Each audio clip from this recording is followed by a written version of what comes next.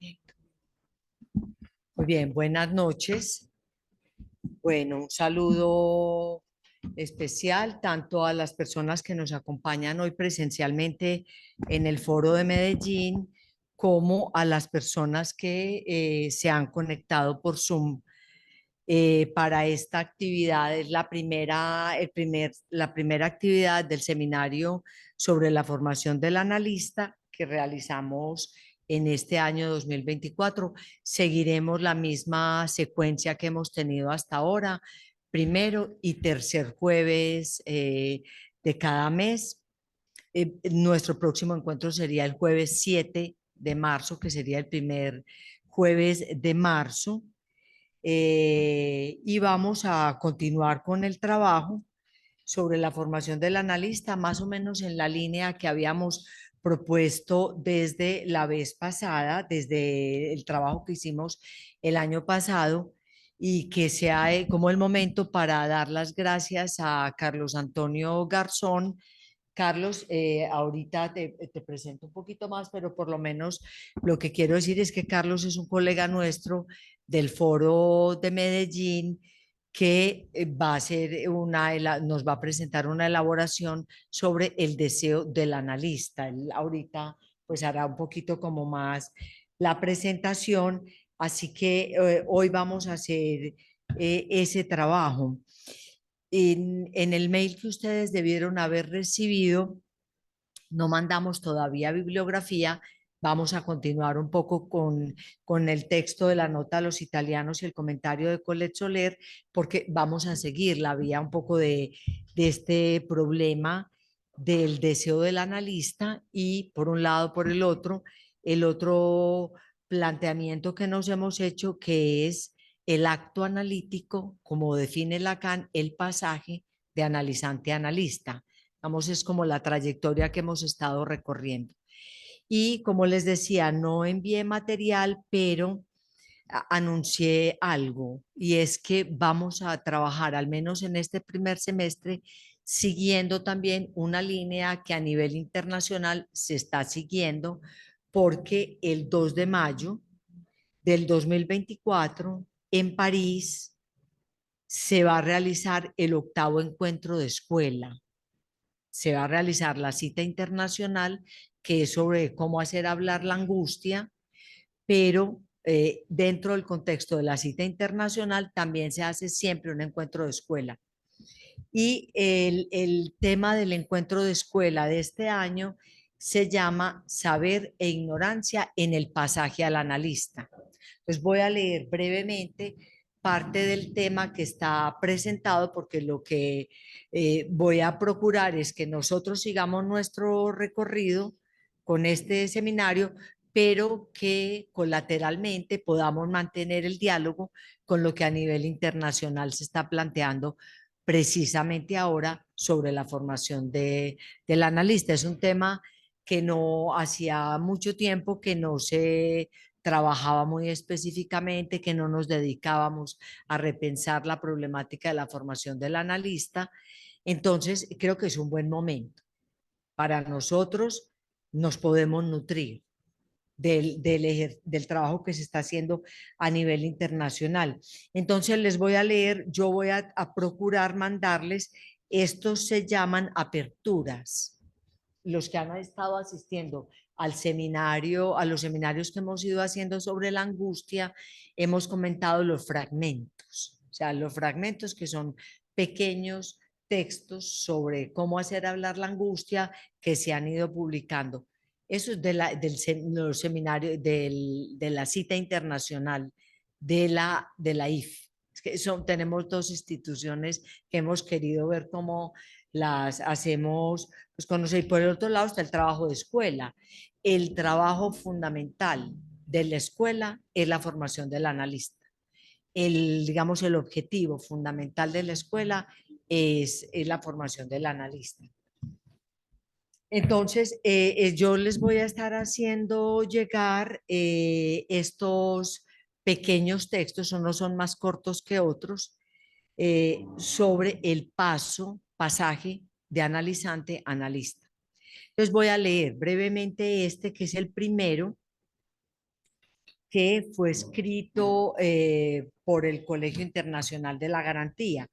No lo leo todo, pero les quiero citar algunos pasajes. Dice, este encuentro de escuela, de la Escuela de Psicoanálisis de los Foros del Campo Lacaniano, una vez más pone de nuevo la intención del psicoanálisis en cuestión. Lacan diferencia intención y extensión, ¿cierto? La intención tiene que ver con todo el trabajo de escuela, de la formación del analista, de los análisis, de los pases, es decir, que es la vía de la transmisión propiamente del psicoanálisis, y la extensión que tiene que ver con la transmisión del psicoanálisis de manera más abierta, la cara pública, digámoslo así, de la internacional que se hace vía la extensión con los seminarios, con los congresos, con las jornadas. Entonces, lo que dice es que se interroga nuevamente lo que, es decir, se pone de nuevo en cuestión el psicoanálisis en intención. Es decir, que interrogará nuevamente lo que en un psicoanálisis hace el psicoanalista. Dos puntos, el hace al psicoanalista, es decir, qué del psicoanálisis hace a un analista, no qué hace el analista en la dirección de la cura. ¿Sí se entiende la diferencia? Sino que si un analista es el producto de un análisis, entonces, ¿qué es lo que en un psicoanálisis hace al analista? Esos artículos son muy importantes. Dos puntos, el pasaje del analizante al analista. La intención del psicoanálisis que determina la extensión que la escuela y sus foros tienen, precisamente la intención de sostener aquí y allá, es la subversión del lazo donde se produce del psicoanalista. Vamos a trabajar tal vez ahorita con la exposición de Carlos Antonio, porque el que se llame el deseo del psicoanalista, ese del es un partitivo importante, impredicable. Decimos, no obstante, Lacan, después de haberlo especificado como el deseo del psicoanalista, para extraer allí el acto que depende de eso, el acto que depende del deseo del analista. Finalmente propuso un matema que escribe su operación propia, es decir, el discurso del psicoanalista. El producto contingente de ese lazo inédito puede ser del psicoanalista, no él. Bueno, yo creo que hace poco lo trabajamos, pero puede ser que ahorita conversemos al respecto. Para que el psicoanálisis, en cambio, vuelva a ser lo que jamás dejó de ser, un acto aún por venir. Contamos con una operación que sostiene la lógica y con la oportunidad de que resulten unos operadores a la altura de la ética que exige esta lógica. Se supone pues que habla de los operadores de ese acto ético, son los analistas.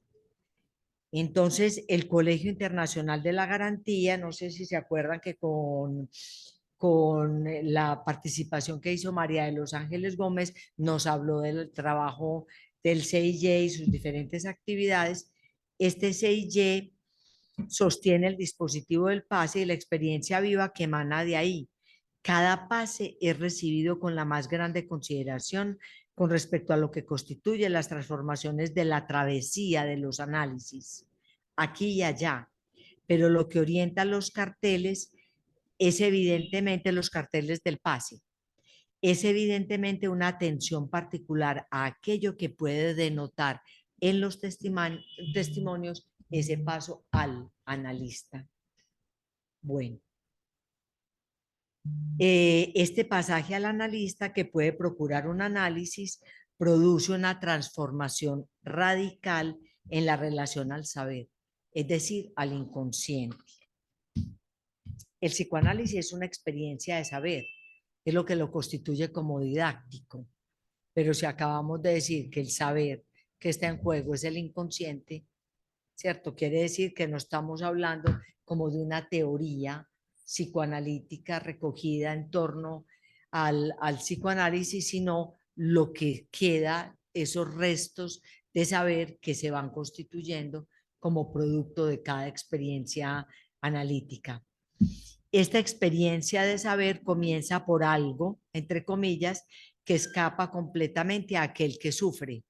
Él no sabe nada sobre eso, pero por suerte puede encontrar un buen entendedor, que la traducción directa del francés era como un buen escuchador, que sabrá hacer cuestionamiento de esta ignorancia y la hará hablar. Bueno, con la transferencia, entonces en la respuesta al impasse del sujeto, supuesto saber, puede producirse un pase al analista. Es decir, se acordarán también que cuando lo trabajamos, para Lacan, la entrada en análisis implica la institución del sujeto supuesto saber, de la transferencia como sujeto supuesto saber, pero que la operación analítica produce necesariamente la caída de ese sujeto supuesto saber. Entonces la pregunta es, si más allá, donde ha caído esa suposición de saber dirigido al analista, ahí en ese vacío, ¿cierto? En ese vacío en relación al saber, puede o no surgir un analista. Yo creo que en realidad pues son temas que nosotros hemos trabajado en el seminario. Bueno, esta travesía Lacan la nombró paso, pase, juego de manos, ¿cierto? Como el juego en el que se pasa un objeto, se intercambia un objeto, pasaje sutil del saber del psicoanalizante al saber del psicoanalista, no del analizante a su psicoanalista, sino de este analizante a su propia posición como analista. Eso es lo que le interesa realmente a Lacan, cómo después de un análisis alguien puede optar o no por ser analista y si aparece o no el deseo del analista. Bueno, un poquitico voy más adelante en relación al saber, a las elucubraciones, al sujeto supuesto saber, etcétera, y dice, este saber horroriza porque al revés del saber supuesto, no tiene garante en el otro.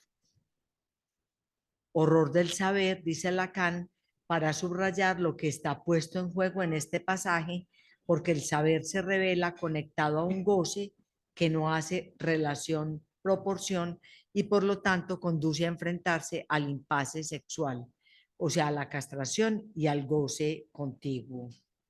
Bueno, paso un poquito más adelante porque este es un poquito más largo que otros, cada vez vamos a leer uno y lo iremos comentando. Dice, en efecto, si los analistas, esta es una expresión que utiliza Lacan, que hemos utilizado, digamos, como la frase o el texto en el cual se ha basado la elaboración de ese encuentro de escuela. Dice, en efecto, si los analistas son los sabios de un saber acerca del cual no pueden conversar, Lacan dice, en realidad no saben de ese saber, ellos pueden hacer uso de eso, ponerlo en acto y darlo a conocer más allá. Entonces proponen una apuesta para mantener viva en la escuela eso que implica ese pase del analizante al analista.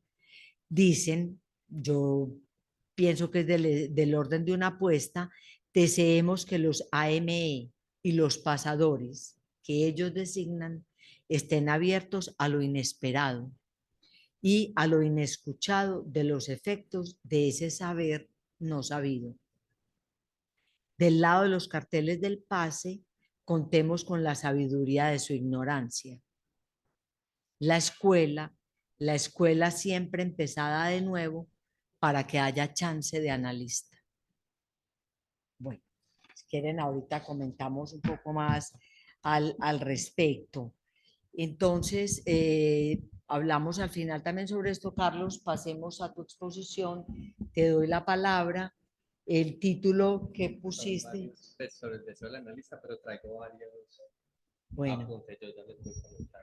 yo quisiera decir en tu presentación, Carlos es psicólogo, es filósofo, hizo la maestría en salud mental de la Universidad Pontificia Bolivariana y lo que destaco es que parte de lo que él nos va a presentar hoy es el artículo que él presentó para graduarse en la maestría, que es muy interesante porque es una propuesta inédita en el discurso universitario. Es decir, hacer una tesis en una universidad pontificia sobre el deseo del analista y la ética de la dirección de la cura, en cierta medida es una problemática externa a no había ningún otro que tuviera como ese tipo de problema. Entonces, eso yo lo destaco porque en realidad lo que él hizo fue no hacer un trabajo universitario, sino tratar de hacer hablar en el discurso universitario una pregunta por el deseo del analista. Yo creo que siempre encontré muy valioso ese esfuerzo que él hace, lo que prueba efectivamente que no son dos discursos que se excluyen, sino que hay que ver cómo hacer existir las preguntas fundamentales del psicoanálisis en la universidad. Bueno, Carlos, muchas gracias por aceptar esta propuesta, por participar hoy con nosotros y te damos la palabra. Bueno, muchas gracias. Gracias por la presentación, Clara. Como lo mencionaba Clara, pues yo traigo algunos elementos que trabajé en mi tesis de maestría, que sigue siendo una apuesta. Esto todavía no se acaba, sí, aparecen cada vez más preguntas. Eh, yo traigo entonces unas coordenadas con relación al deseo del analista.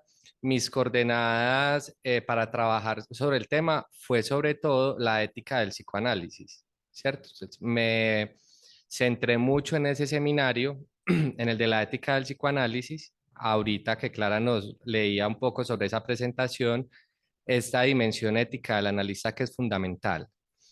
Y trabajé también, me centré mucho en un texto que es el de la dirección de la cura y los principios de su poder, también de Lacan, ¿cierto? Esos dos trabajos van muy relacionados, el de la dirección de la cura y el de la ética del psicoanálisis, que es el seminario 7. Bueno, era inevitable. Yo en ese trabajo me encontré con la pregunta por el deseo del analista. O sea, debía tocar eso de alguna manera. Entonces fue un trabajo que me fue llevando cada vez a más preguntas, ¿cierto? No creo que se hayan respondido todas, pero que fue llevando a más preguntas. Entonces, de entrada, yo escogí pues como unos apartados y voy a hablar pues de ellos. A una cosa que me llamó mucho la atención con el trabajo era cómo Lacan, para plantear su ética, la ética del psicoanálisis, hace una inversión de todas las éticas que pues que se han estudiado, ¿cierto? Aristóteles, Kant, Sade, para decir, ustedes saben que Lacan va a los filósofos, los estudia, trae su postura para posteriormente alejarse de ellos y sentar su propia posición, ¿cierto? Entonces me parece pues que es muy importante. Yo voy a empezar entonces como con la lectura de lo que les traigo, voy a hacer como un contexto muy general al comienzo y me voy a ir acercando a lo que es esto del deseo del analista desde las coordenadas que yo tomé. Bueno, entonces, Lacan en su clase, en su lección 22 del seminario 7, la ética del psicoanálisis, que tiene por título La demanda de felicidad y la promesa analítica, decide abordar algunos aspectos importantes que ya había trabajado en otro momento. Con esto hace referencia a su escrito que tiene por nombre La dirección de la cura y los principios de su poder. El interés de Lacan en esta clase es entonces el de ahondar en aspectos que ya había mencionado para darle continuidad a sus planteamientos sobre la ética del psicoanálisis, así como concentrarse en el concepto de deseo y específicamente en lo que ya ha denominado el deseo del analista, función que es la que permite la dirección de la cura. Es así como retoma de su escrito que el analista tiene que pagar algo para sostener su función. Paga con palabras sus interpretaciones, paga con su persona en la medida en que por la transferencia es literalmente desposeído por ella. Pero además es necesario que pague con un juicio en lo concerniente a su acción. Con ello resalta que el análisis es un juicio y algo de lo que ocurre en el análisis está velado aún para el propio analista. Es decir, en esa condición de analista se encuentra ciegas desde determinada perspectiva. Cabría decir que lo que está seguro es de su función. Hay que hacer una salvedad. Esta mañana me di cuenta que es importante hacerla también en uno de nuestros carteles. Cuando hablamos del deseo del analista, hablamos de una función, ¿cierto? Que es lo que permite que opere esa dirección de la cura. Voy a ir igual detallando cosas al respecto. Lacan indaga entonces por aquello que demanda el sujeto, señalando de entrada que no es el final de análisis aquello que se demanda, sino lo que se ha denominado el soberano bien. Es decir, los sujetos no llegan a análisis demandando un final de análisis. Pues ni siquiera, generalmente, ni siquiera llegan demandando un análisis, demandan otra cosa. Entonces hay una inversión. Si ustedes se han aproximado de pronto a la ética aristotélica, Aristóteles tiene una premisa y es: toda actividad humana tiende a un fin y ese fin es la eudaimonía, que se ha traducido como la felicidad, ¿cierto? Es una premisa aristotélica. Toda actividad humana tiene un fin, ese fin es la felicidad, que se ha puesto como el soberano bien. Entonces, ¿qué llega demandando un paciente? No llega demandando un final de análisis, ni llega demandando generalmente un análisis. Llega demandando felicidad, ser feliz, estar tranquilo, no, digamos, cesar su padecimiento, su sufrimiento, pero esa es la demanda, la felicidad. Este punto es crucial, pues Lacan no desconoce la tradición aristotélica y su ética de la felicidad, aunque lo que ocurra es que se le da lugar a una inversión de estos planteamientos para pensar la ética del psicoanálisis. Punto seguido nos resalta que si bien es aquello lo que se demanda, el analista no lo puede dar en la medida en la que, en primer lugar, no lo tiene y en segundo lugar, sabe que no existe. No obstante, ello no le impide al analista ofrecerse a recibir la demanda y mantener una promesa, es decir, la promesa analítica. Entonces, de entrada, esto es una inversión, ¿cierto? ¿Qué llega demandando el paciente? La felicidad, pero el analista no la puede prometer. Primero, porque él no la tiene y segundo, porque sabe que no es posible, ¿cierto? Pues me parece muy complejo, además muy teso porque es, bueno, cuestionar a Aristóteles también en su ética. Sin embargo, Lacan relaciona la felicidad con un efecto político de su época en el que la satisfacción no puede pensarse de manera netamente individual, sino en el que incluye a todos.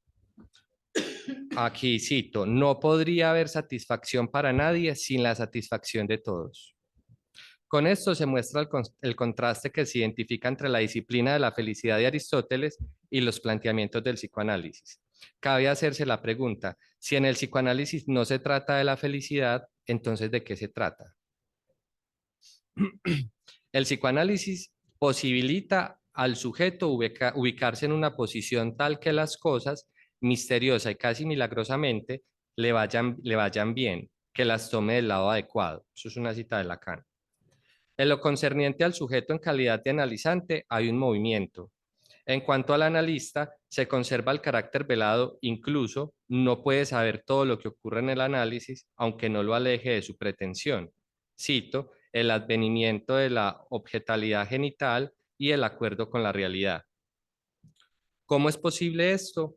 Pensar en la demanda de felicidad y aquello que ocurre en el análisis lleva a Lacan a retomar el concepto de sublimación que había sido referido por Freud, lo que pone en términos de, cito, la posibilidad para el hombre de transformar sus deseos en comerciables, en vendibles, bajo la forma de productos. Lo anterior se posibilita en el advenimiento del significante y la articulación que se da a partir de este en una cadena significante. Esto es importante en la medida en la que ya se ha dado la definición de la sublimación como satisfacción sin represión. Acto seguido, Lacan complementa lo que había nombrado en su escrito, resaltando que, haciéndose explícita esa definición, cito: el deseo no es más que la metonimia del discurso de la demanda.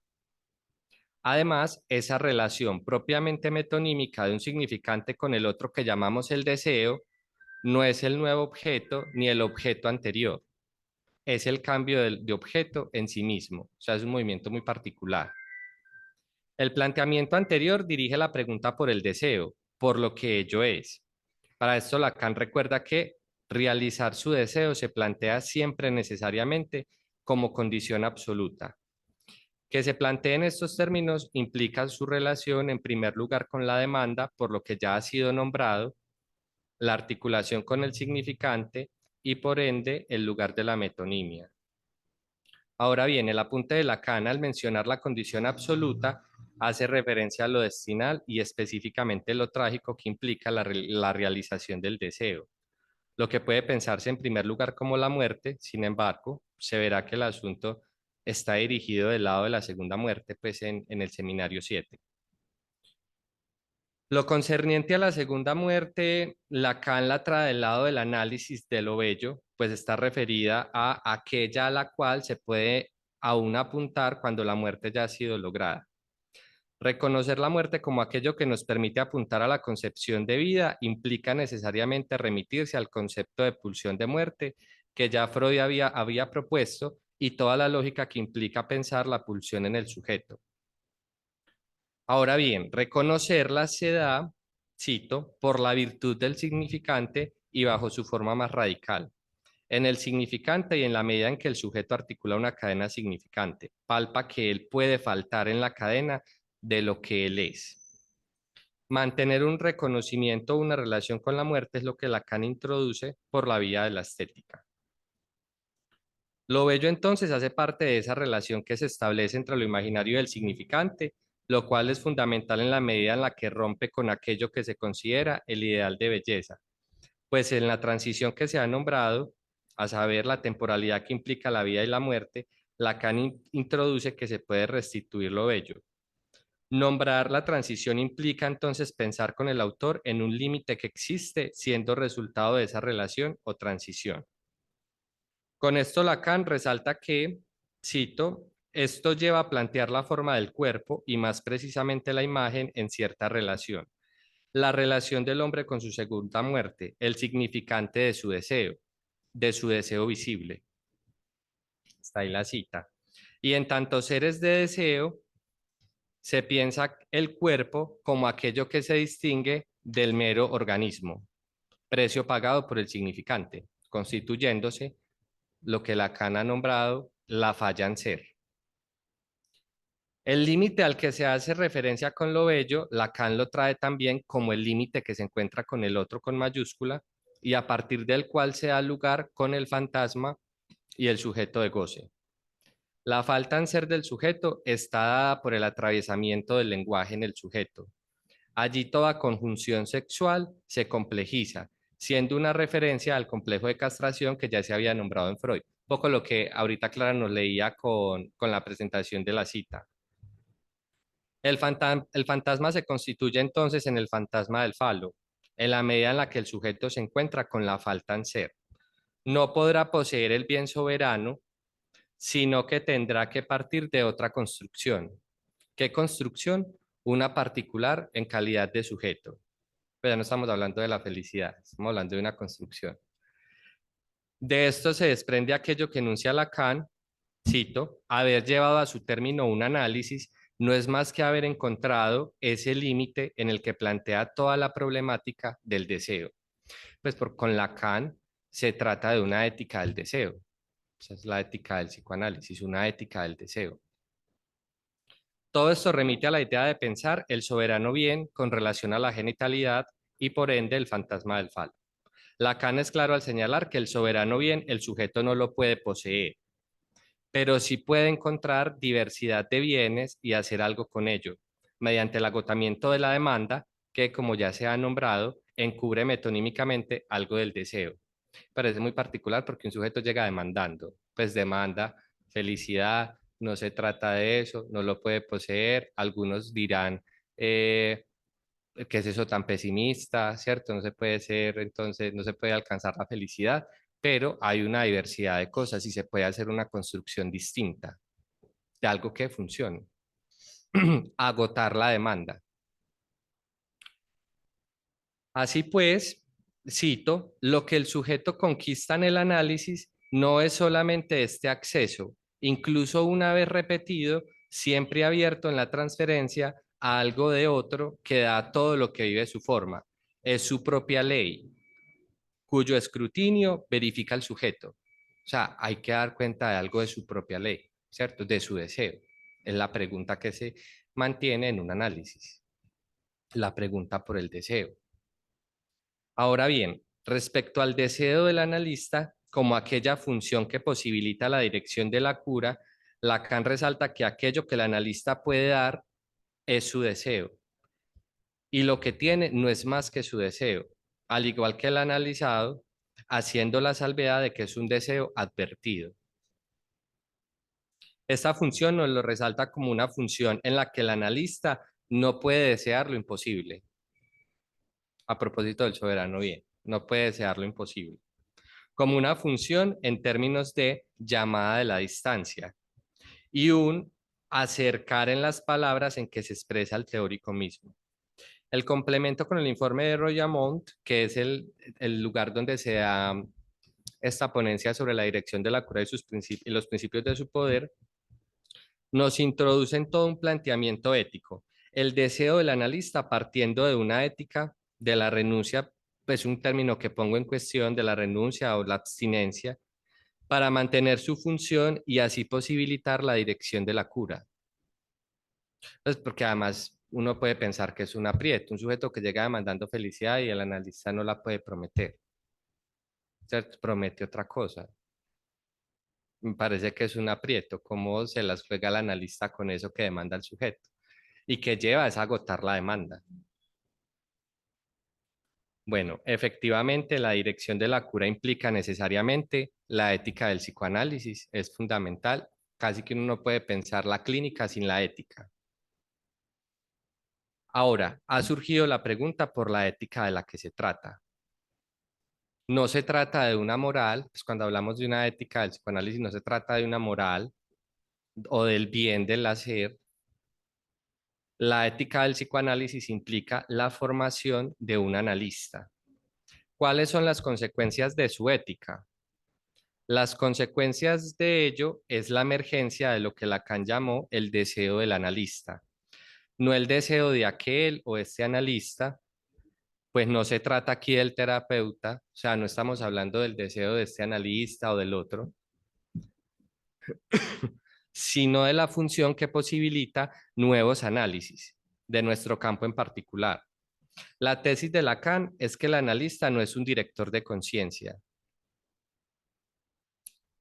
Es decir, no operamos pues en la medida en la que dirigimos al paciente a que haga algo al respecto, ¿cierto? Poniéndolo en consideración con los discursos de ahora, los tips psicológicos, ¿cierto? Deberías hacer este ejercicio, etcétera. No se trata de dirigir una conciencia. Mm, Así como en Freud, es el de abstenerse de curar demasiado pronto, porque ello no da lugar al deseo del analista, ¿cierto? O incluso a la pregunta por el deseo de ese analizante. Incluso con el mismo Lacan, un no deseo de curar. Es decir, hay que aguardarse un poco de ese furor sanandi, de curar demasiado pronto. El analista no tiene más que un deseo advertido fruto de su propio análisis. Lo que Soler ha sintetizado de la enseñanza de Lacan como esa confrontación con la falta de verdad y el sinsentido, ¿cierto? Hablamos de una clínica de lo real, que parece poner en un aprieto al analizante en un primer momento. Algo se le escapa al sujeto, no puede encontrar una respuesta a todo lo que le ocurre, a todo su mandato de goce. Es el encuentro con un desecho, ya lo hemos nombrado también acá en la nota a los italianos, algo que queda después de todo, aún con la desazón de lo que trae consigo esa confrontación. La pregunta que se han hecho los psicoanalistas constantemente es por aquello que conlleva a que un sujeto, aún en esa confrontación con la verdad y aún con las pérdidas que afronta, decida volverse analista. Es la pregunta que nos hemos hecho acá también, ¿cierto? ¿Cómo a un sujeto se le ocurre después de todo esto que ha pasado, todo su proceso de análisis, cómo a pesar de eso decide volverse analista, ¿cierto? Cito a Lacan. La cuestión del soberano bien se plantea ancestralmente para el hombre, pero él, el analista, sabe que esta cuestión es una cuestión cerrada. No solamente lo que se le demanda, el soberano bien, él no lo tiene, sin duda, sino que además sabe que no existe. Haber llevado a su término un análisis no es más que haber encontrado ese límite en el que se plantea toda problemática del deseo. Al tratarse de una ética que conlleva la formación de un analista, se hace necesario indagar por el paso del analizante a analista, pues también es fundamental resaltar la premisa en la que todo analista pasó por un final de análisis. También lo hemos nombrado, que no implica que todo final de análisis eh, nos lleve pues a que hay un analista, ¿cierto? Sin embargo, todo analista debe haber pasado por un final de análisis. Pero todo final de análisis no implica que se haya forjado el deseo del analista. Se trata de una sutileza, una particularidad, en términos de Soler, un cambio en el goce. Esta pregunta es crucial para darle continuidad al problema de la dirección de la cura desde la perspectiva psicoanalítica, ya que por lo menos en lo que se refiere al final de análisis, han sido diversos los planteamientos que se han propuesto, agregando cada vez más un requisito para autorizarse como analistas. ¿Cómo saber si el deseo del analista se ha forjado? ¿Cómo corroborar ello? Lacan orienta un poco al respecto al decir que lo que el sujeto descubre en el análisis es su propia ley, es decir, lo que es y lo que no es respecto a su deseo. Saber acerca del imperativo del goce al que ha obedecido toda su vida y sin embargo, sabiendo que no es posible conocerlo todo acerca de su ser. Esta es una pregunta para la práctica del psicoanálisis y la ética propiamente del analista, puesto que comprender la sutileza contiene consigo la comprensión de lo que acontece en el ámbito clínico, ya que el deseo del analista tampoco es referido a una relación de intersubjetividad, es decir, una relación entre analista y paciente. De este punto ya se ha desprendido la discusión con los postfreudianos de la época que utilizaban la contratransferencia como soporte para dirigir un análisis. También nos hemos referido un poco a eso y la diferencia con la IPA y el procurar a veces terminar identificado al analista, ¿cierto? No se trata de eso.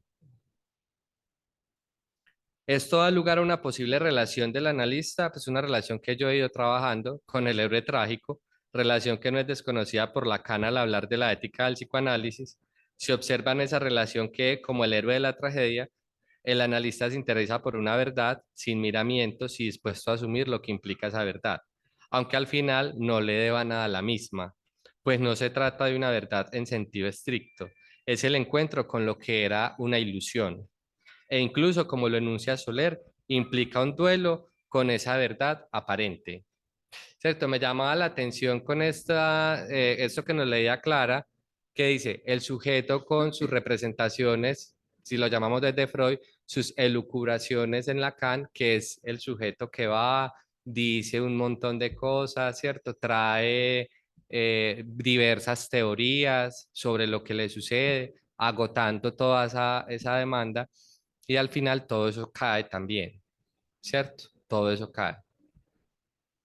Los héroes trágicos lo han mostrado y el psicoanálisis ha dado cuenta de ello con ejemplos particulares. De un lado, Freud mencionando a Edipo, por otro lado, Lacan resaltando el papel de Antígona para referirse a esta relación especial. Los héroes trágicos se caracterizan por ir más allá, por tener un acercamiento a la verdad de su deseo, incluso con el coraje de lo que se sospecha. Se puede encontrar el acercamiento a una pequeña clave de su verdad, su ley. Lo anterior es quizá una de las características que enaltece la figura del héroe trágico y genera admiración, sin embargo, también es aquel que puede ser impunemente traicionado. La relación del analista con el héroe trágico es de un matiz particular, pues el analista también es impunemente traicionado al final de esa carrera que implica el mantenimiento de su función en torno a la dirección de la cura. Una traición que está definida en el final de análisis propiamente, pues la caída de la transferencia, tal y como la caída del héroe trágico, es fundamental. O sea, el analista también cae en esa, pues en esa relación, ¿cierto? De análisis. El analista también debe caer. Solo al final del analista, solo al final de ese recorrido, el analista puede saber algo del deseo advertido, aquel respecto al cual la felicidad no es posible, por lo que tampoco la puede tener y mucho menos ofrecer. En términos de Lacan, cito, lo que el analista tiene para dar, contrariamente a la pareja del amo, es lo que la novia más bella del mundo no puede superar, a saber, lo que tiene. Y lo que tiene no es más que su deseo, al igual que el analizado, haciendo la salvedad de que es un deseo advertido. Eso es lo paradójico del asunto. El analista opta por hacer semblante de lo que ya ha sido concebido como un desecho, es decir, hace semblante del objeto A, que lo hemos mencionado acá también, dando lugar al discurso mismo del analista. Además, puede prometer, pero no tiene mucho para dar, pues tampoco puede desear lo imposible. La minucia no cesa aquí. Haber planteado la pregunta por el deseo del analista y la conformación de este deseo ha centrado la discusión en el campo del psicoanálisis, que ha sido cuestionado desde diferentes perspectivas por su modo de operar y su sustento teórico. Constantemente se ha mantenido el interrogante por la posibilidad de hablar de una cura desde esta perspectiva o la diferencia tajante de lo que se espera en un paso por el tratamiento de otras terapéuticas de índole más adaptativo. Lo que nos hemos encontrado es que no solo es posible la cura desde la mirada psicoanalítica, sino que una clínica psicoanalítica es una clínica orientada por lo real, que permite poner en cuestión lo que Lacan ha nombrado como los ideales analíticos: el ideal del amor humano, el ideal de la autenticidad y el ideal de no dependencia. No se trata entonces de una moralización racionalizante, es decir, la normalización psicológica, de eso no se trata acá. Más bien, cito, hacerse el garante de que el sujeto puede de algún modo encontrar su bien mismo en el análisis en una suerte de estafa. De lo anterior se tiene el enunciado determinante de Lacan con relación a la terminación del análisis y la función del deseo. Cito, la función del deseo debe permanecer en una relación fundamental con la muerte. Hago la pregunta, la terminación del análisis, la verdadera, entiendo la que prepara para devenir analista, no debe enfrentar en su término al que padece con la realidad de la condición humana. Es propiamente esto lo que Freud, hablando de la angustia, designó como el fondo sobre el que se produce su señal, a saber, el desamparo, en el que el hombre, en esa relación consigo mismo que es su propia muerte, pero en el sentido en el que les enseña a desdoblarla, este no puede esperar ayuda de nadie. El otro también cae, pues me parece también fundamental. Esclarecer el concepto del deseo del analista no es un trabajo fácil. Lacan a lo largo de su enseñanza continuaba generando preguntas frente a lo que se entiende como tal. Al respecto interrogaba, ¿cuál puede ser entonces el deseo del analista? ¿Cuál puede ser la cura a la que se consagra? ¿Va a caer en el sermoneo que hace el descrédito del sacerdote cuyos buenos sentimientos han sustituido a su fe y asumir como el de una dirección abusiva? Ya sabemos las respuestas a las preguntas que Lacan ha elaborado, pues este trabajo ha consistido en esclarecer de qué se trata también el deseo del analista, por lo menos de decir algo al respecto. Y lo que podemos asegurar ahora con más certeza es la respuesta a la siguiente pregunta que nos presenta. ¿Cuál es el final del análisis más allá de la terapéutica? Sin duda alguna, por lo menos esto lo podemos decir con algo más de certeza, es un fin ético, un fin ético. Se trata de un fin ético. Me parece que es importantísimo en este seminario a propósito de esa pregunta. Es un fin ético, no se puede pensar una clínica en estas condiciones sin ética, es una ética del deseo. Dicha finalidad ética es sin duda la respuesta a la pregunta planteada por Lacan respecto al haber actuado conforme al deseo. De eso se trata específicamente. de un sujeto que se ha hecho responsable de su deseo en la vía de su realización. Pues, cito, propongo que la única cosa de la que se puede ser culpable, al menos en la perspectiva analítica, es de haber cedido en su deseo, ¿cierto? Es un fin ético también en esa medida, en la que el sujeto se libera de eso, de ser en su deseo, de estar siempre a portas del deseo del otro. Bueno, yo quiero dejar hasta ahí la presentación también para que podamos pues como conversar un poco sobre eso. La cita de Lacan, sí. Eh, bueno, yo lo voy a leer desde acá. Dicha finalidad ética, que eso se trata de una finalidad ética, es sin duda la respuesta a la pregunta planteada por Lacan respecto al haber actuado conforme al deseo. Hacia eso va un análisis. De eso se trata específicamente, de un sujeto que se ha hecho responsable de su deseo, ¿cierto? Que ha hecho algo de su ley, ha podido decir alguna cosita, porque no todo, ¿cierto? No, no se puede. Eh, Se las ha ingeniado para hacer con esa falta en ser. Se ha hecho responsable de su deseo en la vía de su realización. Pues la cita de Lacan es, propongo que de la única cosa de la que se puede ser culpable, al menos en la perspectiva analítica, es de haber cedido en su deseo. ¿Cierto? Yo creo que nos lo encontramos en consulta también constantemente, ¿cierto? Cedí, todo lo que sacrifiqué por hacerme un ser a portas del deseo del otro. Cuando eso cae, bueno, está toda esa cuestión de qué puedo decir ahora al respecto de mí. Bueno, Bueno, muchas gracias. Muchas gracias, Carlos. Entonces, podemos pasar a preguntas. Ah, pongamos aquí nosotros el micrófono y acordémonos, el que vaya a preguntar, Mariluz va a preguntar. Acuérdate que tenemos que... Ah, Sí. No, es con esto último. Bueno, gracias por tu.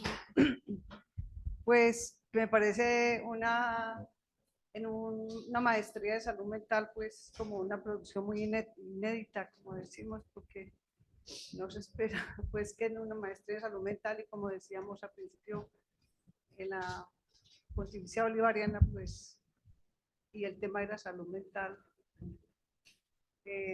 muy interesante, realmente. Muchas gracias. Bueno, tengo varias cosas, pero quiero ese en lo último, ¿no es cierto? Y no, y es algo sencillo. Una conclusión y me dirá si no. Haber cedido en su deseo no es un fin ético, ¿verdad? No lo es. un fin ético. dejámoslo ahí. Mariluz también. Ah, listo. ¿Quieres contestar? Pues ahí brevemente esa, a mí me parece muy interesante porque sí, ceder en el deseo no es un fin ético. Eso es sí, fundamental. Sobre todo cuando se dice, al final de análisis, es una cuestión ética, no ceder en el deseo. O sea, el otro, lo hemos tocado en muchas partes con relación a la angustia, con muchos temas que hemos trabajado acá, pero no, ceder en el deseo, no. Lacan lo pone muy bonito en su explicación con Antígona, ¿cierto? Pues traer esa tragedia griega para hablar de eso. Antígona no cede en su deseo, aunque eso implique la muerte, pues. El coraje, aún acercándose a algo de esa verdad, decide seguir, ¿cierto? No retroceder. Pues no hay, yo creo que no hay retroceso. Necesita coraje, claro. Gracias, Carlos, por tu trabajo. Quería a ver si podrías ampliar un poco sobre la angustia y ese momento que mencionaste sobre el desamparo frente al deseo. Si tú podrías ampliar un poquito más ese aspecto. Hablaste también de la caída del otro, ¿cierto? Entonces yo creo que es un momento particular y un afecto particular también específicamente de un análisis. A ver si podrías ampliar un poquito como ese aspecto. Gracias. No sé si recogemos más preguntas. ¿Hay otra pregunta o vamos con estas? Ok.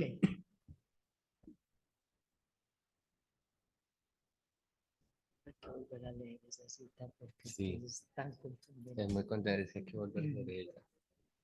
Pues aquí, sí, la tienes completa.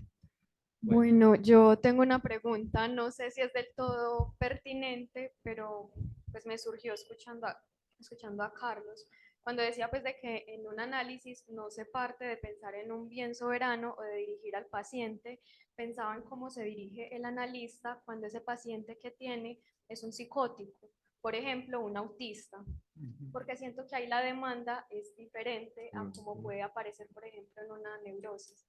Lo pensaba también porque, pues, finalmente en el autismo, por ejemplo, muchas veces la intervención va buscando, pues, como a buscar otras formas de que se contenga la angustia, de que pueda construir un lazo social. Y me parece que ahí sí hay como un bien, como que el analista sí pensaría en un bien soberano para ese paciente. Me gustaría de pronto, pues, como ver qué nos pueden decir sobre eso. Y también lo pensaba como con relación a esto último que nombras sobre el deseo, que si en un análisis se busca que el sujeto sea responsable frente a su deseo, cómo se piensa también ese deseo, por ejemplo, en un sujeto psicótico.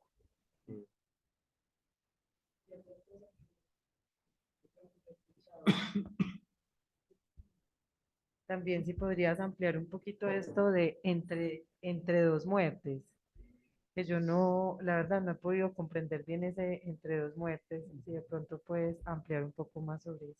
Gracias.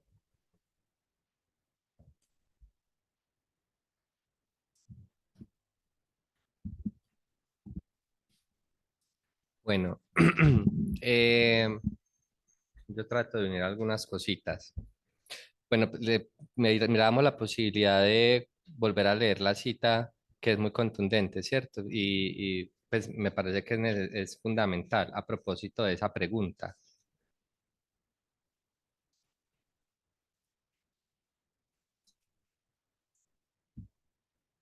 Mira dónde la tengo.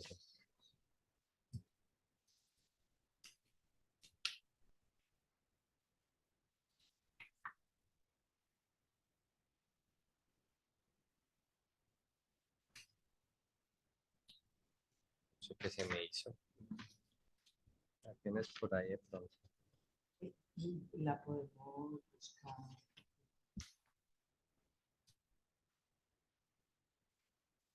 Pero la puedes parafrasear, Sí, ¿cierto? Porque es que es una cita muy importante. ya, acá la tengo. Ahí está. Pues a propósito de eso del desamparo, la cita de Lacan dice, la función del deseo debe permanecer en esa relación fundamental con la muerte. Hago la pregunta, la terminación del análisis, la verdadera, entiendo la que prepara para devenir analista, no debe enfrentar en su término al que la padece con la realidad de la condición humana. Es propiamente esto lo que Freud, hablando de la angustia, designó como el fondo sobre el que se produce su señal, a saber, el desamparo, en el que el hombre, en esa relación consigo mismo que es su propia muerte, pero en el sentido en el que se les enseña a desdoblarla, este no puede esperar ayuda de nadie. Con relación a esa pregunta, pues como con la angustia, con la caída del otro y lo del desamparo, me parece fundamental porque yo creo que son cosas muy ligadas. Pues de hecho, participando en un cartel que tenemos sobre la angustia, me doy cuenta que mi pregunta ha girado en torno a todo esto. O sea, hay más puntos de encuentro, ¿cierto? En una de las ponencias que hacíamos la vez pasada con eso de el sujeto, el encuentro con el deseo del otro, la angustia, hay una pregunta, pues de hecho, una tesis de que se desprende de esas lecturas de Lacan es la pregunta por el deseo del sujeto se da también en ese encuentro con el deseo del otro. O sea, es lo que permite también que se abra una pregunta por el propio deseo, ¿cierto? Que no, que se da cuenta una persona en análisis, que el otro, o sea, cuando se agota la demanda y cuando se agota la demanda al otro también, lo que un sujeto se da cuenta es que el otro no tiene la respuesta, no responde, mucho menos a lo que es el ser, a lo que es el sujeto. Acá también lo mirábamos el año pasado, esa pregunta de qué soy para el otro, qué soy para el otro, y la respuesta que se encuentra el sujeto es que soy un objeto para el otro, ¿cierto? También a propósito de lanzar la pregunta de y ceder en el deseo. Porque yo creo que se da esa lógica en esa pregunta al otro, por qué soy yo, termina uno cediendo en el deseo del otro, ¿cierto? Entonces, lo que se produce es esa caída. Por eso, Lacan también lo plantea. Yo creo que la pregunta por el final de análisis es en varios momentos, ¿cierto? Antes se pensaba que era la travesía por el fantasma y nos vamos yendo a más, ¿cierto? Porque es la caída del fantasma, la caída del otro, frenar en esas elucubraciones también, que encontrar que hay un resto, pues hay un desecho y que el sujeto se las ingenia para hacer con, no sé cómo es que, no me acuerdo cómo es que la palabra que usa, pero Lacan lo dice, ajá, saber hacer algo, ajá, Saber hacer algo ahí. sí,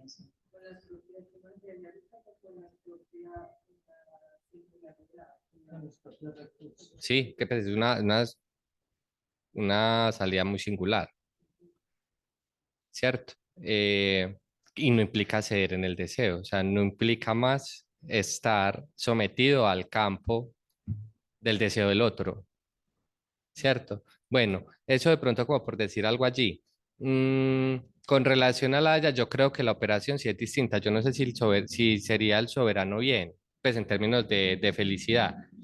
No sé, Clara, ¿tú qué podrías decir allí con relación a la pregunta que hay allí?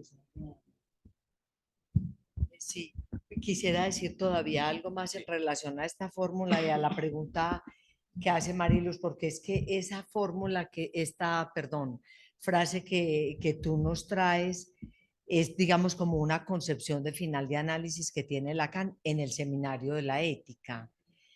Y él dice, el final del análisis, digo, el verdadero, el que prepara para devenir analista, debe confrontar al sujeto con su propia muerte.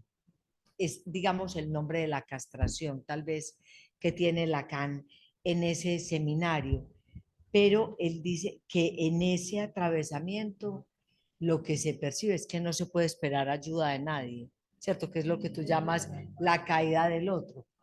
Pero entonces es como si Lacan allí pusiera el desamparo originario de la entrada, ¿cierto?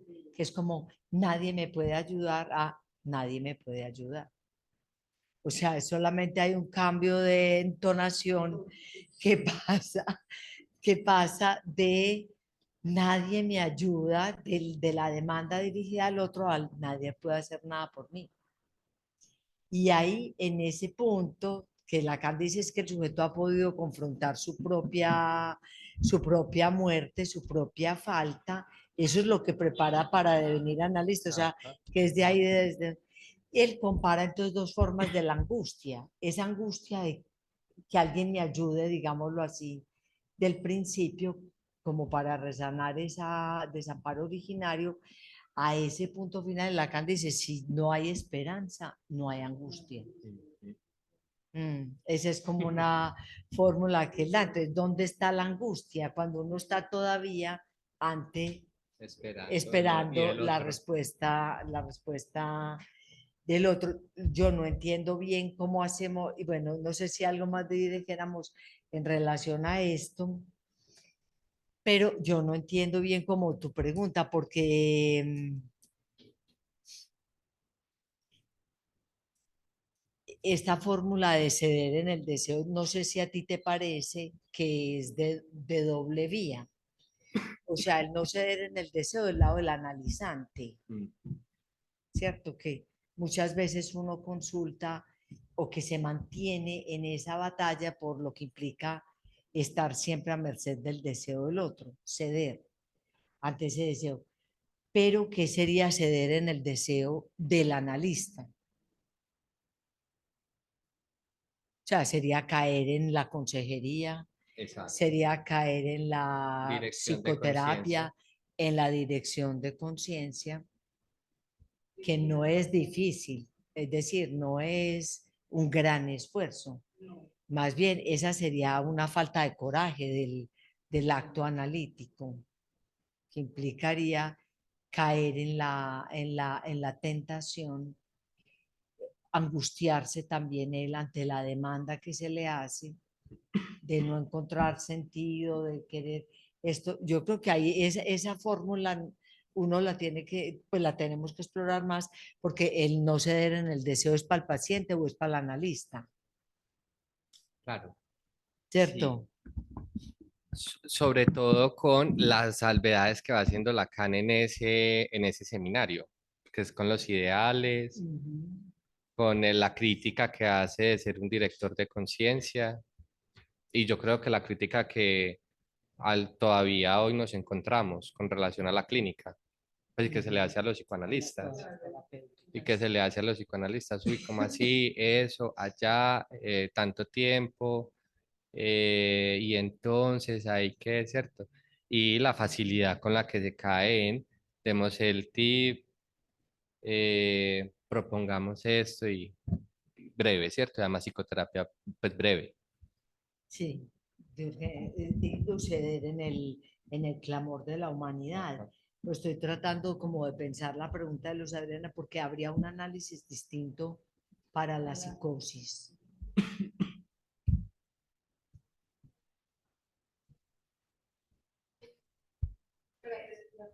Ah, claro. Así que incluso la pregunta me surgía más pensando en la posición del analista, pues cómo se dirige con un paciente psicótico cuando muchas veces la demanda no viene de él, sino que viene del otro. Pues pensaba mucho, sobre todo como en el autismo, que precisamente como están tan replegados en sí mismos, pues difícilmente se genera como una demanda de análisis como tal. Entonces, ¿cómo procede ahí el analista o cuál es, sí, cómo debe intervenir con ese sujeto que no le dirige una demanda? Y ahí pues cómo operarían esto que Carlos decía, pues de que no sé cómo decirlo, de que no debe pensar como en un bienestar para ese sujeto, sino que cada uno en el análisis lo va construyendo. No sé si esa fórmula funciona igual para todas las estructuras.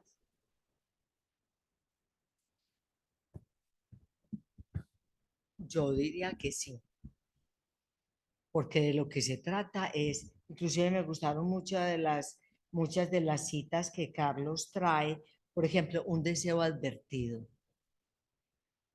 un deseo que no puede desear lo imposible. ¿Qué quiere decir eso? Es decir, que el analista en su posición cuenta con el límite que a lo mejor no cuenta el otro. Digamos, para el caso del autismo, yo creo que hay que pensarlo, pero recuerdo tal vez alguna vez en la maestría trabajamos un caso, recuerden que lo trae Martín Menés, de una niña como de 2 años, no sé si la recuerdan, una niña de 2 años que está en una institución. Es una niña que fue abandonada por sus padres, está en una institución y va a ser entregada en adopción. Y es una niña que tiene el diagnóstico de autismo y va a ser entregada a una institución de niños especiales.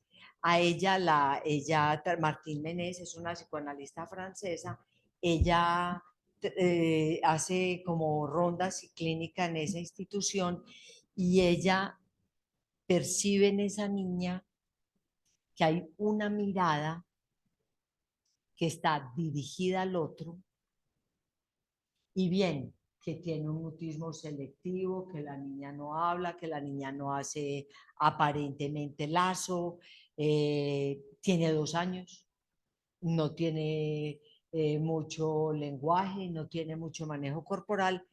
Entonces, ¿hasta dónde habían llegado los psicoterapeutas con la niña? Es un caso de autismo y hay que meterla en una institución de por vida, porque el destino que la esperaba era prácticamente un desenlace pues fatal, una niña reducida a esto. Entonces ahí yo veo algo que tiene que ver con el deseo del analista, es decir, con una mirada que rescata a esta niña de ese destino. Y es decir, es por eso que puede darse cuenta que ahí hay un sujeto que tiene una lógica distinta y dice, luego la estuvo tratando, ustedes dos se tienen que acordar, aquí hay varios que se deben acordar del caso, que finalmente la niña fue entregada en adopción, empezó la educación regular, es decir, que el peso del diagnóstico iba a someter a esta niña a un destino nefasto. Pero es la mirada del analista la que permite, sin muchos más otros elementos. Digamos que la niña cumplía con todos los otros criterios para el diagnóstico de autismo, pero esa mirada, desde ella creo que lo dice más o menos así como desde el rincón de un corredor o de un salón, le permite a ella saber que ahí hay un sujeto y que ese sujeto está dirigido de alguna manera al otro. Pues bueno, no sabemos cuál es un niño autista, no sabemos. Yo creo que es justamente la relación al otro lo que al analista le permite no hacerlo sucumbir bajo el peso de un diagnóstico, sino ver qué del sujeto puede aparecer allí. Igual, hay que mantener el hecho. No es la promesa ni de la normalidad, ni del funcionamiento, ni de la felicidad. No es el bienestar, porque no. Pero es que lo que Lacan denuncia, lo hemos dicho varias veces, el clamor de la humanidad. ¿Qué es lo que caracteriza ese clamor? Que quiere ser feliz y no quiere saber de nada. A veces la gente está mal y uno le hace alguna pregunta y dice, no, es que yo lo único que quiero es estar tranquilo. O sea, no quiero saber, no quiero pasar por la interrogación para poder estar bien. Ahora, y los casos de la psicosis, hay una psicosis en análisis. ¿Qué quiere decir que el deseo del analista es un deseo advertido? Es decir, que tiene que saber en dónde está parado, que no puede pedir lo imposible. Eso es un límite muy importante de, cierto, de ese deseo. Tú traías otras fórmulas, el analista lo único que puede dar es su deseo. Si le demandan la felicidad, lo único que tiene para dar es un deseo, que es un deseo de hacer que el análisis funcione. ¿Qué más era que tú decías? En relación también al héroe trágico, es decir, porque precisamente una cosa es ofrecerse por la vía del ideal o de la identificación al analista y otra cosa es caer en el final de la operación analítica. Y Lacan a los analistas les decía en una época que hagan que sean el escribano del psicótico. No dice normalícelos, hay que trabajar en contra del delirio, sino esto sea el escribano, es decir, que ese discurso tenga un receptor. Es así, yo creo, como puede plantearse, no sé. Disculpen, aquí hay una mano levantada. Ok. Espérame un instante, ¿quién tiene la mano levantada? Ramiro. Ramiro Alejandro Arango. Sí, Ramiro, espéranos un momentico que aquí hay una pregunta. ¿De qué iba a decirle? Sí. La referencia que traías de Martín Menés, con este caso, la respuesta que le da de la niña autista, ¿no es cierto? Que iba a ser entregada en adopción, esto que nos acabas de compartir, realmente tiene que ver con una ética del lado del analista, ¿no es cierto? Ujú. A mí me parece muy interesante. Te iba a preguntar por la referencia de la bibliografía de donde Menes, que nos puede orientar bastante, Martín Menes, donde Es un recuerdas. texto que publicó el foro, que se llama Clínica con niños, particularidades y límites. Ah, bueno, entonces lo podemos, está el texto. Nosotros lo tenemos aquí en el foro. Ah, bueno, porque es muy interesante Ujú. Ramiro, esta referencia. espérate uno. Ok. La de. La tomo, así que para ampliarla. Mm.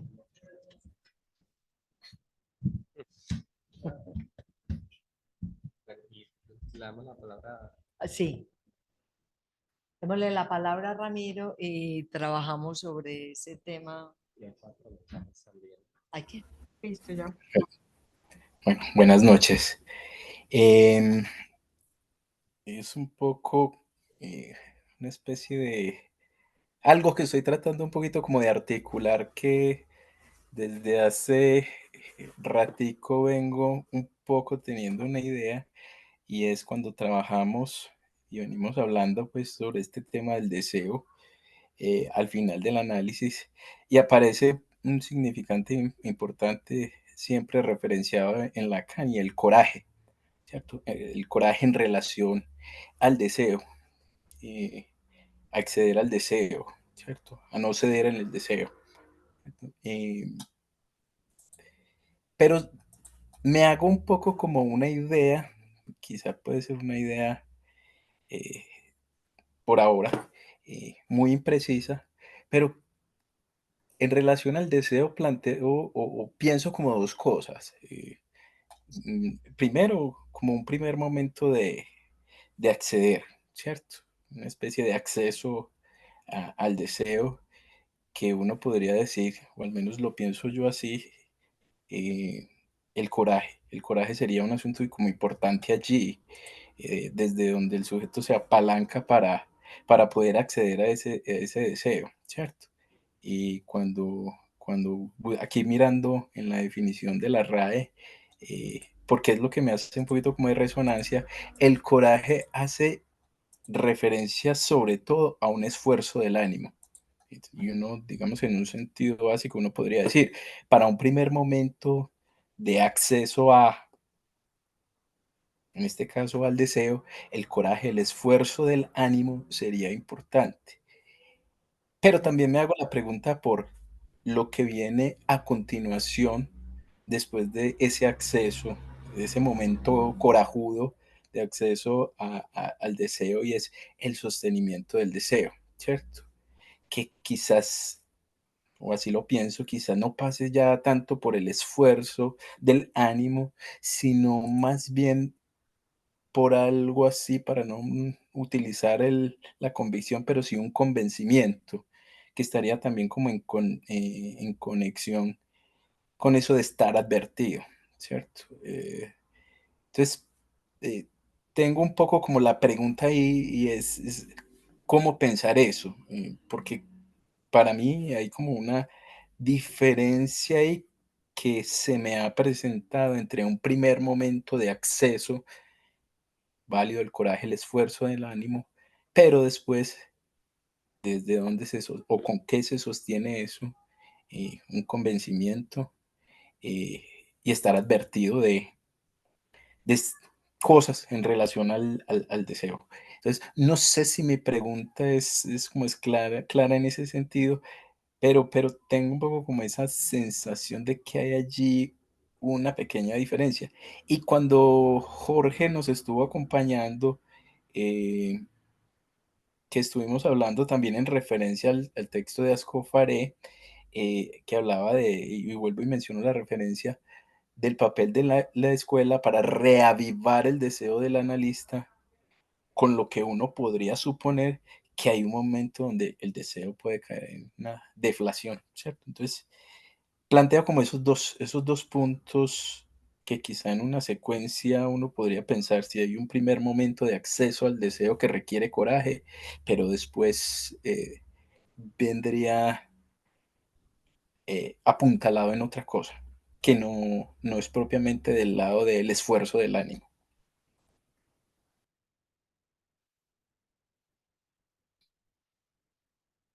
¿Puedo decir alguito? Claro, por supuesto. Pues puedo decir alguito, alguito. Ujú.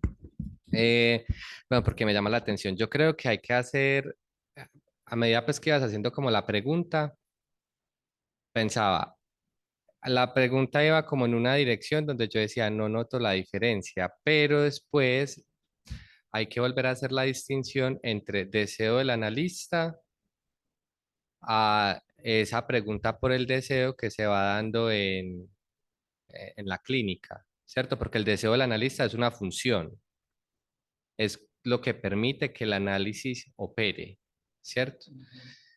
Lo hemos nombrado acá, el analista hace semblante del objeto A, ¿cierto? De ese desecho, se pone ahí y permite que opere. Con relación a esto de el coraje, cuando se empieza, yo no diría cuando se accede al deseo, yo diría sobre todo cuando se empieza a instaurar una pregunta por el deseo del sujeto. Yo creo que de ahí es que empieza a haber coraje. A propósito de la referencia pues de la RAE, ¿cierto? Con esta cuestión del esfuerzo del ánimo y todo. Yo creo que ahí es que empieza a haber el coraje, o sea, cuando la demanda al otro se agota, cuando está la pregunta por su deseo y cuando ni siquiera hay forma de devolverse. Es que yo creo que por lo menos ha sido mi lectura hasta el momento. Creo que el coraje se va un poco en esa vía, cuando ni siquiera ya hay forma de volverse. O sea, un sujeto que ya empieza a instaurar una pregunta por su deseo no se devuelve a preguntarle al otro nuevamente. Y pensaba en Antígona, cuando Lacan se remite a Antígona. No sé si de pronto han tenido la oportunidad y si no sería bueno que se remitan, como Lacan trabaja Antígona y es Antígona mostrando su ley y no hay un retorno, no hay un retorno, ¿cierto? Sigue y eso implica una cuestión de coraje. Yo creo que en el análisis pasa lo mismo. Cuando un sujeto empieza a preguntarse por su deseo, cuando es el otro ya ha caído, no hay retorno. O sea, el sujeto no se vuelve a preguntarle al otro, aunque quiera, pues hay sujetos que dicen en análisis, no, volver otra vez a estar ubicado en esa posición, pero es que no es posible. Yo creo que eso implica un coraje. Y hacías una pregunta muy importante también que creo que hay que pensarla, que habían varios elementos en esa pregunta, y es cómo ese deseo se sostiene después. ¿Cierto? O sea, yo creo que es una pregunta y me parece que es muy teso lo que Lacan dice, el saber hacer con eso, ahí, ingeniárselas con esa falta de ser, que es una cuestión muy desde lo particular. Es una salida muy particular, no podemos generalizarla, ¿cierto? Es de pronto lo que podría decir. Hasta ahí no sé, Clara, tú. Sí, me parece muy interesante la respuesta que das y sobre todo el punto del no retorno, ¿cierto? A ver, Ramiro, hay dos cosas que pienso respecto de tu pregunta. Primero pensemos en relación a lo de las dos muertes, porque es que el coraje no es sin eso. Cuando Lacan habla del entre dos muertes, es decir, que el deseo para cada sujeto se, se potencializa en su relación con la muerte. ¿Qué quiere decir eso? En relación a la falta, en relación a la castración, en el reconocimiento de que somos sujetos mortales, en el reconocimiento de una relación con lo real. Es la expresión que utiliza allí Lacan, es decir, y que en lo real no hay modo de echar mano del otro, que en lo real el sujeto está solo. Inclusive Carlos trajo una cita que me pareció interesante y es que el sujeto cuando hace la cadena significante falta, perdónenme, palpa que él falta en la cadena. Es decir, él no hay el significante que le dé un lugar al sujeto. O lo podemos decir de otra manera, lo que el sujeto palpa en la cadena significante es que él está siempre en falta. Y eso es lo que, digamos, lo que Lacan llama la relación del sujeto con la muerte, la relación del sujeto con la castración. No es el término que Lacan utiliza en el Seminario 7, la relación del sujeto con su propio goce, que está siempre muy del lado del empuje mortífero. Entonces, miren, también traías la dimensión de lo bello, que es la dimensión de lo estético, que para Lacan lo bello, él dice, está más allá de lo bello verdaderamente dicho, que tiene que ver con la relación del deseo con la muerte.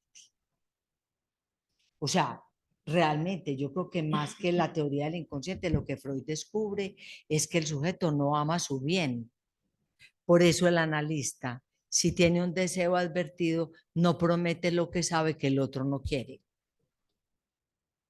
Es decir, que hay un empuje, que el deseo es un deseo mortífero.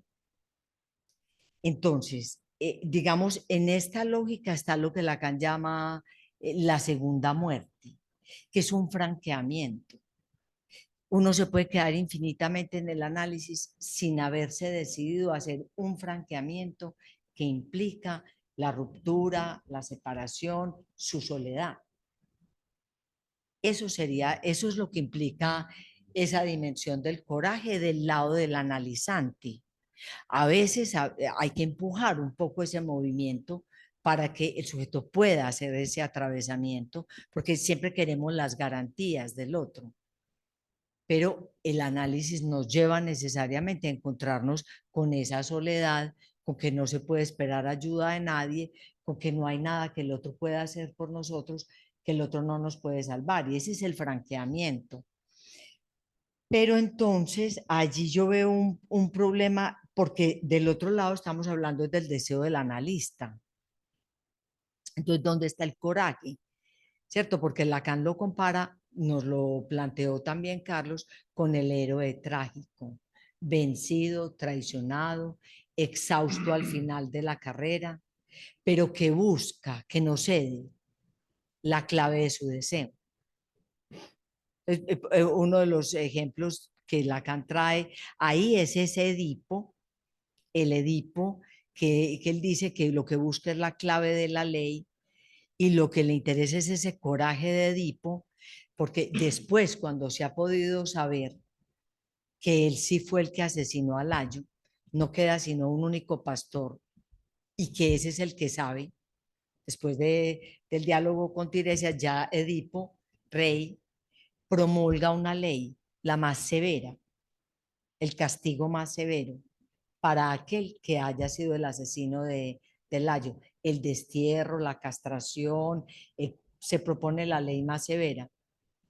Y sin embargo, hay un instante en la tragedia en que se percibe, ya Edipo sabe que sí es él. Y hay dos movimientos, el de la cobardía de Yocasta, que le dice, dejemos así, no indague más. Es decir, ella renuncia al franqueamiento que implica saber la verdad trágica, que es saber que se casó con su hijo y que tuvo hijos con su hijo, digámoslo en el sentido en que se resume en la tragedia. Yocasta tiene la salida de la cobardía, es preferir morir. Y Edipo atraviesa ese umbral. Después dice, ay de mí, no sabía que la ley que yo pronuncié, la más severa, era sobre mí, sobre quien iba a caer. Ese es el coraje que Lacan señala de Edipo, es atravesar, franquear ese umbral para saber la verdad. Yocasta no quiere saber, que entonces toma la salida de la cobardía moral. O sea, entonces cuando, no sé si ahí pues como dimos algunas ideas y esto de la relación con la segunda muerte, Lacan habla del Edipo en Colona, que es otra de las tragedias de Sófocles, porque después de que Edipo sale cojo como él era, ciego porque se sacó los ojos, vencido, exhausto, desterrado, pobre, con aquella tragedia encima, va a vivir a Colona y toda la gente quiere ir a conocer ese hombre. Es decir, franqueó todos los límites. Esa es una posición ética que aunque suene, esa es la dimensión trágica de la experiencia analítica, dice Lacan. Y entonces Edipo dice algo, todo el mundo quería ir a verlo, y Edipo dice, ahora que nada soy, es que soy un hombre. Y Lacan dice, ese es el pase de Edipo. Digamos, ese es el pase de analizante a analista de Edipo, es decir, de Edipo rey a esa nada que lo instituye como hombre. Ahí yo creo que por ahí podríamos rastrear esa dimensión, ¿cierto? De donde emerge un deseo que ya no tiene modo de devolverse, ¿cierto? Es decir, en Edipo no hay retorno, en este. Pues porque el otro es el Edipo del mito, pues que se inventaron del neurótico, no, a Lacan le interesa la dimensión trágica de ese héroe. Entonces, de acuerdo con esto, me plantea dos problemas la pregunta de Ramiro. Es que se accede al deseo.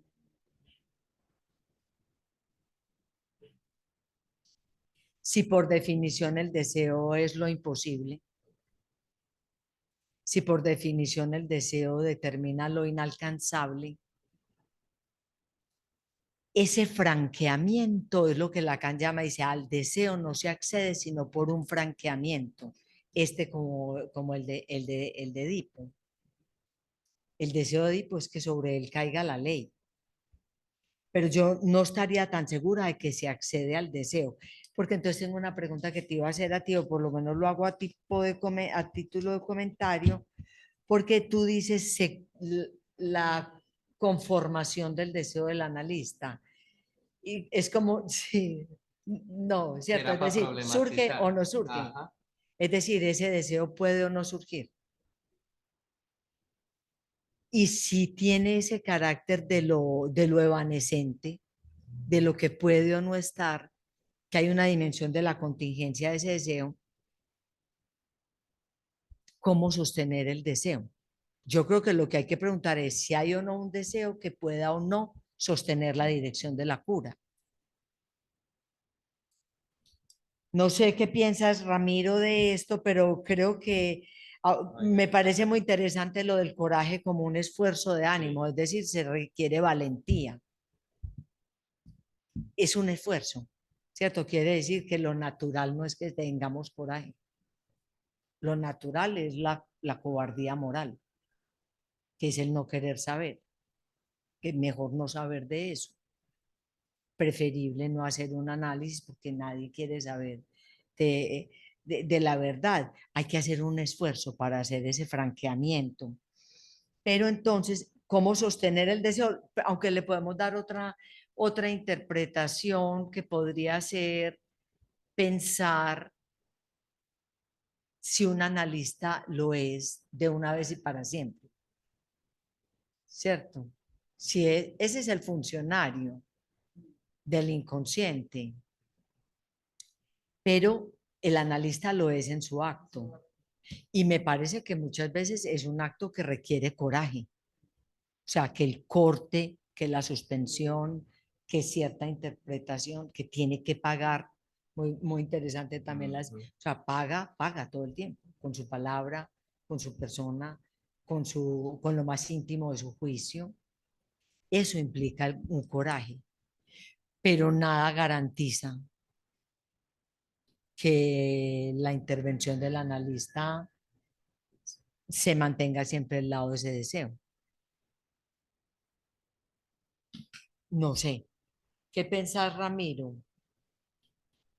Clara, sí, sí, sí, sigo un poco esa reflexión que hacen ustedes y es porque creo que hay una pendiente que quizás se pueda partir como en dos y es, por un lado, una substancialización del deseo del analista, que creo que eso es un camino que a veces uno tiende a suponer una cierta sustancialización del deseo del analista y el esfuerzo es por tratar de captar cuál es la sustancia del deseo, ¿cierto? Y otro camino es hablando en relación al deseo, pero como una posición frente a. Es un poco como en esa vía donde vengo hace un ratico como teniendo ahí, eh, digamos, algo que quiero como intentar darle forma eh, allí. Y es eso, es una, sí, y creo que está bien nombrado para mi caso, y es una substancialización del deseo, que creo que esa es la pendiente que uno puede a veces, y sobre todo en este espacio que a veces uno no se da cuenta, pero a veces puede correr con esa idea de que el deseo del analista es una sustancia, ¿cierto? Y con todo lo que eso implicaría. Desaparecería automáticamente. Sí. Una vez lo atrapamos, desaparece.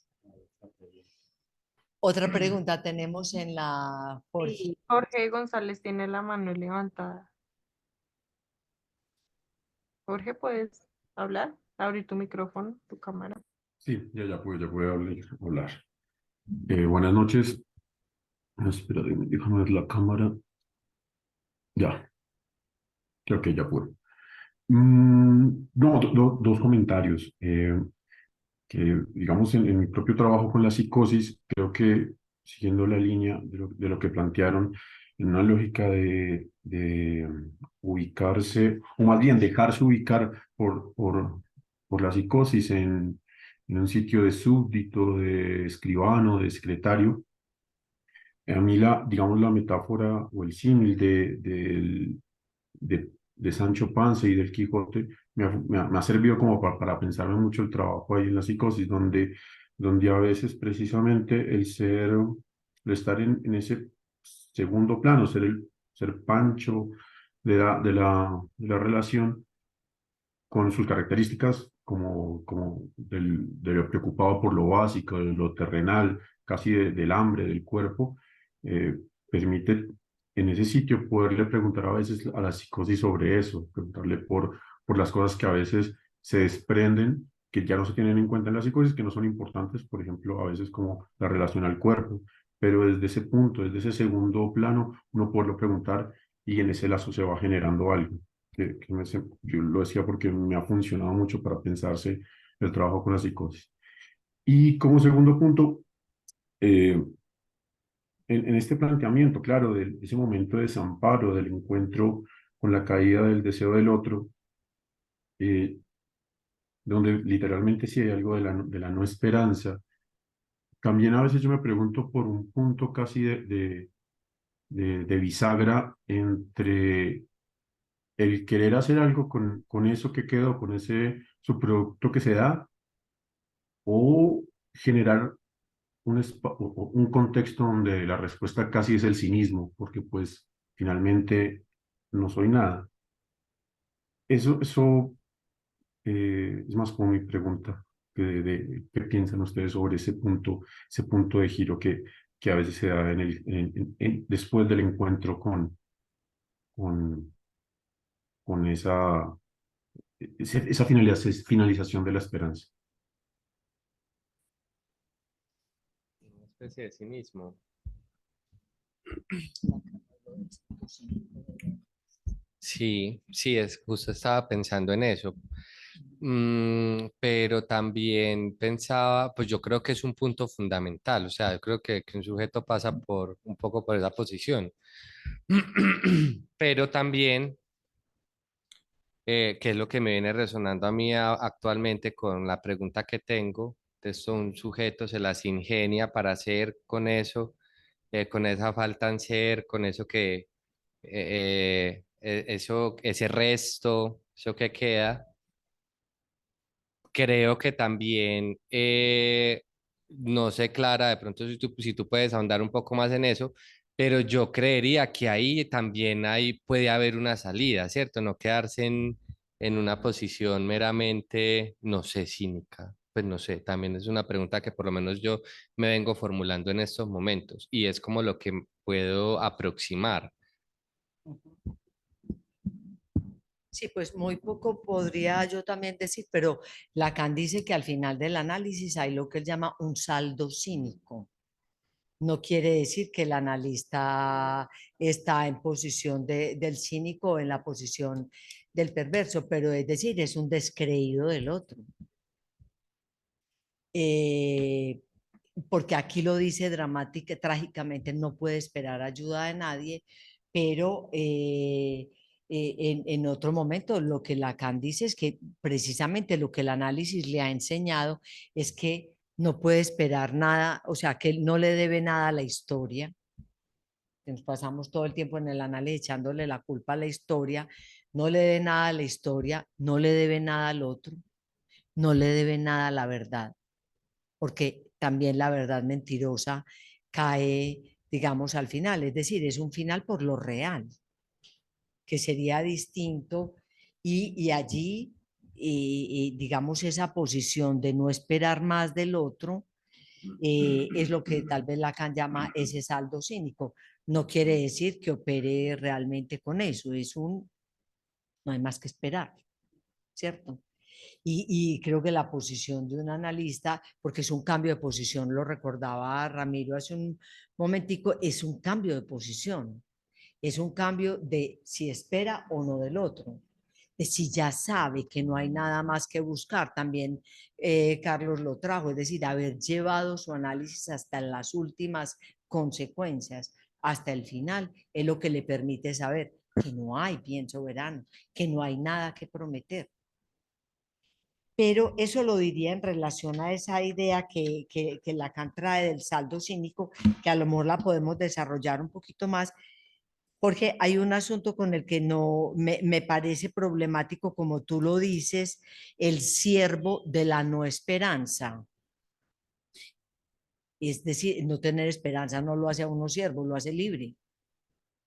No sé si alguna vez han por lo menos imaginado eso. Porque el siervo de la no esperanza, el que sigue queriendo poder esperar, aunque piense que puede no, no hay nada que esperar. Eso significa la cancelación de la esperanza y Lacan dice, si no hay esperanza ya no hay más angustia. Eso es lo que nos libera del campo del deseo del otro. Porque hay algo que no dijimos y es el coraje y la relación al deseo del otro. Porque la cobardía moral es ceder en mi deseo para preservar el deseo del otro. Entonces el coraje implica perder lo que se puede obtener del lado del deseo del otro para encontrar un deseo propio. Bueno, eso es lo que podría decir. Me pareció como sugestiva tu expresión del siervo de la no esperanza, porque no, es ahí donde somos libres. Si hay algo de libertad, pues.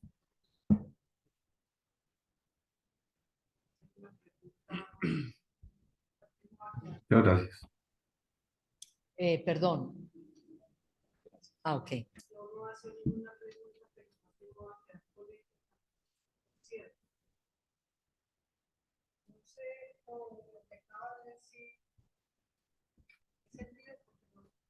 Casi no se escucha la pregunta acá. Desprendido el micrófono. No, que no va a hacer ninguna pregunta, pero sí me voy a quedar con ella para trabajarla. ¿Cuál es la posición del siervo? Del análisis. Hay una referencia que no recuerdo, que la posición del siervo es aquel que lo ha hecho todo y ya no queda nada.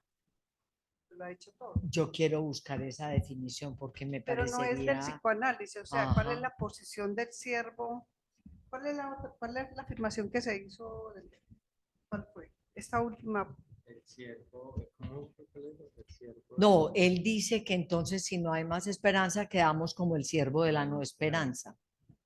Bueno, ahí me quedo también yo porque creo que hay una. Bueno, dejemos, suspendamos eso, lo podemos retomar. a partir de la lectura de la dialéctica del amo y el esclavo que hace Lacan de Hegel, porque en principio la toma para pensar la dialéctica del deseo en relación al deseo del otro. Bueno, ya lo voy a terminar de decir, no tenemos que esperar tanto para la... Porque, muy interesante, porque en Hegel, ¿quién es el que consigue la libertad? Está dispuesto a morir. El esclavo, el que tiene el coraje de atravesar la angustia. Es el esclavo el que tiene la posibilidad de ser libre en la dialéctica hegeliana. El amo no, porque el amo tiene miedo. Tiene miedo de su muerte, tiene miedo de la muerte que es el amo absoluto, tiene miedo porque si él se pone a pelear con el esclavo se muere de hambre, porque el amo no sabe tramitar el objeto, no sabe golpear la tierra para sacar su sustento, el esclavo tiene ese saber hacer y es eso lo que lo hace libre en esa dialéctica, ¿cierto? Hegel dice eso, el único que de verdad puede alcanzar la libertad en esa dialéctica no es el amo, que es una lectura que tenemos un poco viciada, es el esclavo, pero no sale como esclavo, sale libre. Y la conquista de esa libertad implica atravesar la angustia. Siempre me ha parecido, siempre he pensado, bueno, muy bueno que trajiste la pregunta, porque yo he pensado esa frase de Lacan que tú nos planteaste del que no puede esperar ayuda de nadie, de ese franqueamiento, lo he pensado con ese párrafo de Hegel en la dialéctica del amo y el esclavo, que se llama la libertad de la conciencia servil. Podría revisarse también en el seminario de la angustia. Sí, bueno, muy bien.